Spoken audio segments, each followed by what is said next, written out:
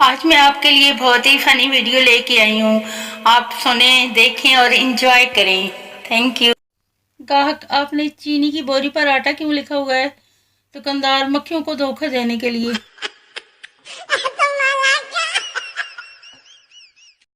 عرض کیا ہے آلو کو گاجر سے پیار ہو گیا، یہ سن کر ٹماٹر بھی لال ہو گیا، ہرا دھنیا اور پودینہ ناچنے لگا، اتنے میں سالن تیار ہو گیا.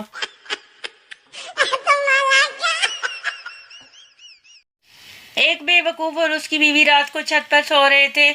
بیوی کہنے لگی، جب ہمارے ہاں لڑکا ہوگا تو اس کے واسطے چرپائی کہاں بچھائیں گے؟